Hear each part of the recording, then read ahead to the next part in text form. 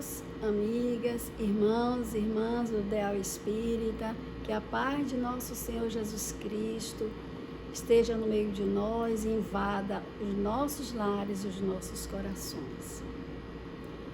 Amado, não sigas o mal, mas o bem. Quem faz o bem é de Deus, mas quem faz o mal não tem visto a Deus.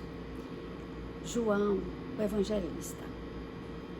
João apresenta nessa citação um conceito justo, mas não quer dizer que aquele que faz o mal, ele é desprezado por Deus. Deus, que é bom e misericordioso, ele nos ama a todos e ele quer que todos nós evoluamos, que todos nós modifiquemos a nossa maneira de agir, as nossas ações, em que nós estamos agindo de forma errada e quer que nós melhoremos as nossas condições de vida através do bom comportamento, através do cumprimento das leis de Deus. O nosso Mestre Jesus, ele via o pecador como um enfermo, alguém que necessitava de amparo, de apoio, de ajuda. Dentro da sua doutrina, que foi uma doutrina só de amor, uma doutrina de ensinamentos bons e que fazia que nós saíssemos de dentro de nós mesmos e fizéssemos uma reflexão das coisas erradas em que nós estávamos fazendo, porque ele não apontava o pecador, ele apenas fazia com que o pecador enxergasse o mal que estava fazendo, não só à sociedade, mas como a si mesmo. Ele queria que nós nos curássemos. Então, quando Natanael, o paralítico, veio trazido por seus amigos até Jesus, Natanael queria ser curado daquele mal físico que lhe impedia de andar, de prosseguir a sua vida naquilo que ele gostaria de fazer. Mas Jesus, o fitando, o curou, mas sabia o que realmente Natanael queria, porque ele foi curado do mal físico, mas ele não foi curado do mal moral em que ele tinha dentro dele mesmo. E ele disse a Natanael: vais e não peques mais. Ele quis dizer com isso que Natanael prosseguisse sua vida sem cometer novos delitos, novos erros do passado. Mas Natanael, assim que se viu curado da sua paralisia, ele foi cometer atos indevidos em que veio prejudicar a sua moral.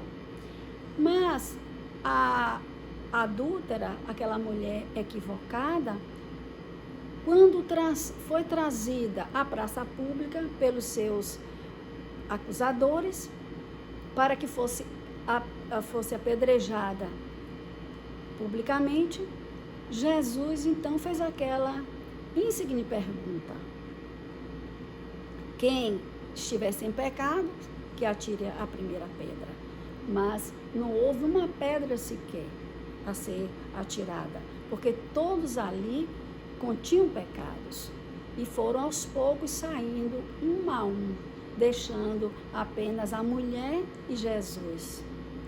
E Jesus disse: mulher, ninguém te condenou, eu também não te condeno. Jesus reconhece nela alguém que realmente iria ser curada moralmente. E isso se sucedeu, porque quando ela saiu dali da presença do Mestre, ela prosseguiu a sua vida cometendo bons atos, ajudando as pessoas. E isso modificou-se interiormente, fazendo da sua vida um ato de amor. E isso era o que Jesus queria de nós, era essa a proposta dessa mudança interior. E é para isso que nós estamos aqui de novo neste planeta reencarnado, para darmos o melhor de nós, para reconhecer que ainda somos pecadores, que ainda cometemos muitos delitos, mas esses delitos através até de pensamentos, porque pensamos talvez mal, queremos o mal de alguém, ou fazemos uma reflexão de que nós precisamos mudar algo que incomoda a nós mesmos ou alguém, o egoísmo, o orgulho, a vaidade. Por que será então que nós cometemos esses pecados, ou alguns pecados? Será que é por ignorância? É por rebeldia? Será que é por causa de... será que é porque nós não temos o conhecimento do que possa ocorrer, quais são as consequências dos nossos atos? Então, por isso que precisamos fazer essa reflexão sobre a forma que estamos vivendo.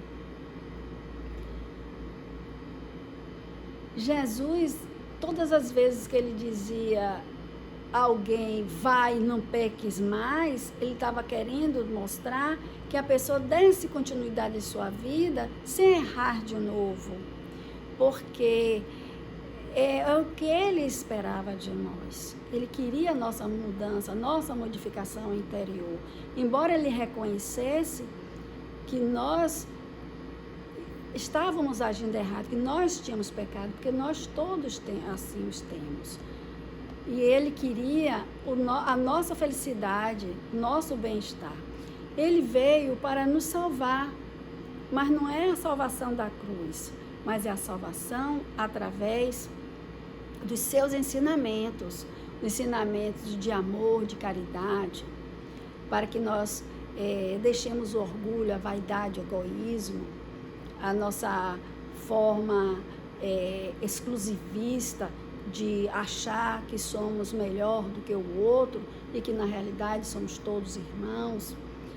E ele queria, através desse acolhimento em que nos proporcionava, fazer com que nós fôssemos diferentes, que nós fôssemos melhores. A salvação é essa, a salvação de sairmos daquele estado anterior para um estado melhor, para que possamos avançar, para que possamos crescer espiritualmente. No livro Cartas e Crônicas, do irmão X, que é Humberto de Campos, psicografia de Chico Xavier, que chama A Petição de Jesus, diz o seguinte: e Jesus, retido por deveres constrangedores, junto da multidão, em Cafarnaum, falou a Simão, num gesto de bênção: vai, Pedro, peço-te, vai à casa de Jeremias, o curtidor, para ajudar. Sara, a filha dele, prostrada no leito, tem a cabeça conturbada e o corpo abatido. Vai sem delonga, ora ao lado dela, e o pai, a quem rogamos apoio, socorrerá a doente por tuas mãos.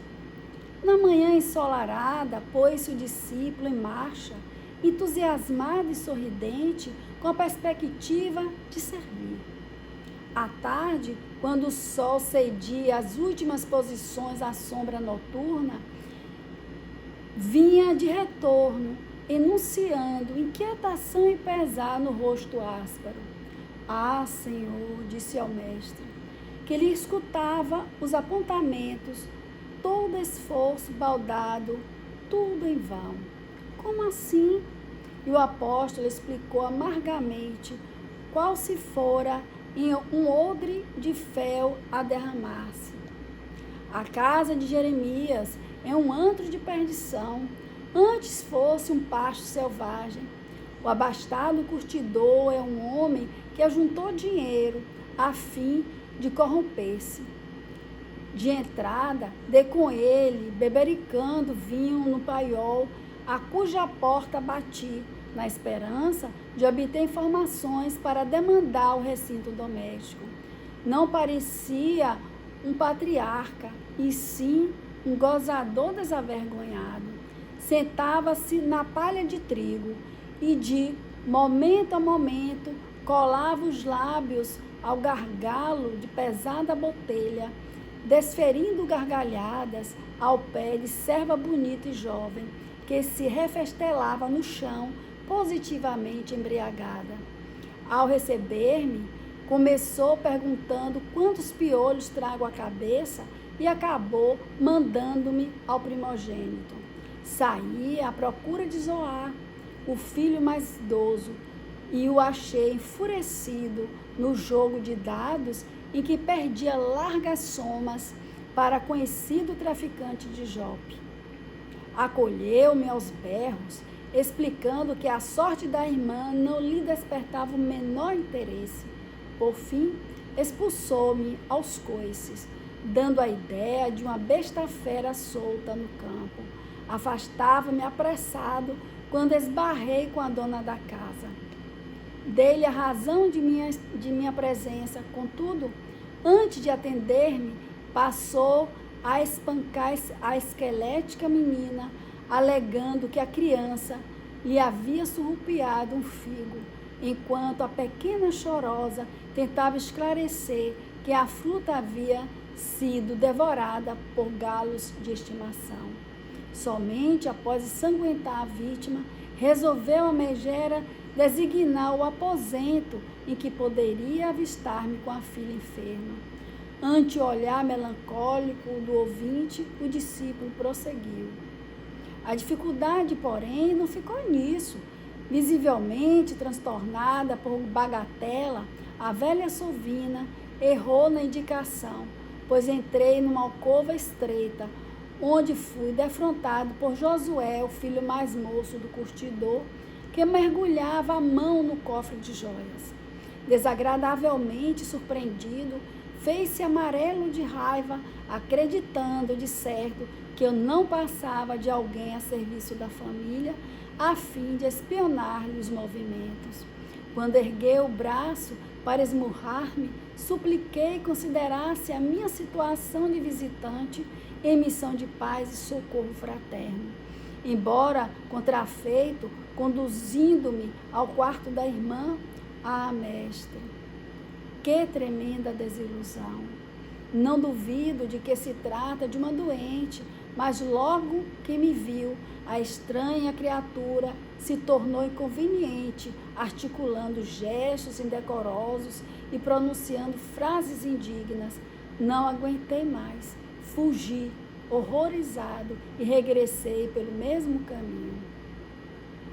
Senhor, não fui acaso bastante claro?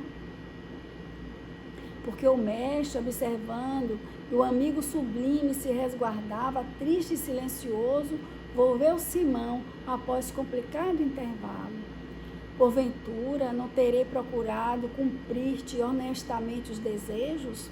Seria justo, mestre, pronunciar o nome de Deus ali, entre vícios e deboche, avareza e obscenidade?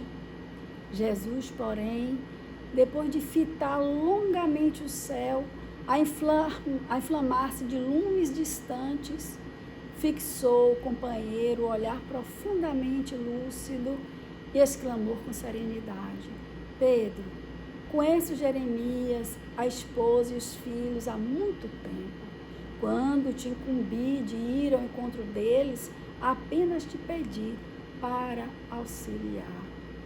Pois é, o Mestre Jesus, quando deu essa tarefa a Pedro, ele conhecia a família de Jeremias, mas ele pediu a Pedro que ajudasse. E, inclusive, ele também afirmou e comunicou a Simão Pedro que Deus iria ajudar, agir através das suas mãos, através dele. Por isso, todas as vezes que a nós for confiado uma tarefa por Jesus, nós devemos buscar cumprir o nosso dever, sem olhar para os lados, sem olhar os defeitos, os erros de qualquer que seja a pessoa. Devemos cumprir a tarefa, fazer o nosso dever, fazer o bem, a caridade. E Amélia Rodrigues, nas Primícias do Reino, psicografia de Divaldo, ela nos diz o seguinte: detenhamo-nos por instantes no imperativo da frase, vai. Com esse comando, o mestre assegurou a reabilitação e o perdão através do processo de resgate e renovação. Instigou a dinâmica de mudança de hábitos com a valorização da vida em cada fato e circunstância. Portanto, nós devemos seguir a determinação do mestre a nos dizer: vai e não peques mais. Vai, faça de você alguém, uma pessoa diferente, buscando na modificação interior, na modificação dos atos, da forma de ser, onde agia erradamente, agir agora com acerto, na tentativa de sermos melhores do que o que somos hoje, para que realizemos o serviço a contento de Jesus, porque Ele nos quer ver felizes, Ele nos quer ver modificados e seguindo em frente, realizando o trabalho do bem. Que Jesus nos ampare, nos proteja e fique conosco, sempre, sempre a nos ajudar, a nos intuir a sermos bons. Muita paz para todos.